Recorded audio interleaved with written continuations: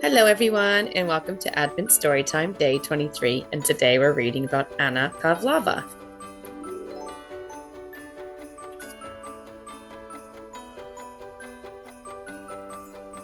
One frosty morning in St. Petersburg, Russia, a little girl called Anna was born.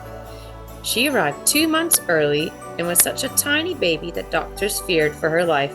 But despite her delicate health, her spirit was strong. Anna lived in a tiny house on the outskirts of the city. Her father died while she was still small, and her mother worked from dawn to dusk, to bring food to the table and a present for her daughter every now and then.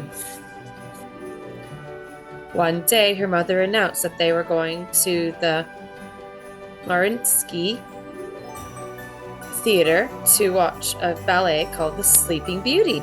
Gazing at the prima ballerina floating on her tiptoes, Anna knew that dancing was all she wanted to do.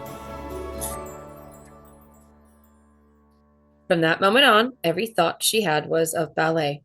She begged her mom to take her to lessons, and 2 years later, when Anna was 10, she was accepted at the Imperial Ballet School, the best in the world at the time. Most teachers thought her feet were too bent, her ankles too thin, and her arms too long. Even her fellow students called her Little Savage. But Anna kept practicing night and day. She knew that only hard work transforms talent into genius. Her official debut was at the Mariinsky Theater, the place where she had discovered ballet. She wasn't as strong or athletic as the other dancers, but she moved with such delicacy, lightness, and grace that the audience couldn't take their eyes off of her. When she danced the Dying Swan, it became her most acclaimed performance. The ballet lasted less than 4 minutes, but Anna danced with such emotion that it was enough time to touch everyone's hearts. Soon she was announced as the prima ballerina at the Imperial Ballet, one of Russia's treasures. She became its most precious jewel, a superstar with legions of fans who called themselves Pavlovisti. The following year, she left Russia and toured Europe for the first time. After her performance in the Swedish city of Stockholm, crowds gathered at her hotel. To their delight, Anna threw flowers from her balcony.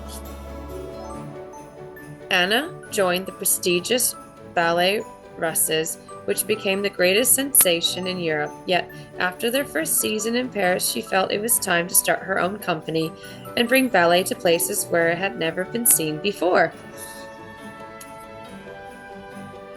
With the Pavlova company, Anna became the first ballerina to tour the world. Wherever she performed, from New York to Egypt, people felt moved. And after war broke out in Europe, she returned to Russia. She helped Russian orphans find new homes.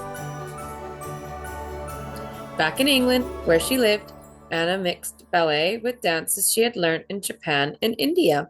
She also opened her home studio to a new generation of dancers eager to learn from one of the greatest. And living a life devoted to ballet, little Anna, the world's most beloved ballerina, learned something incredible. True success doesn't lie in the applause of others, but in the accomplishments you feel every time you give your best. Thank you for joining me. Take care.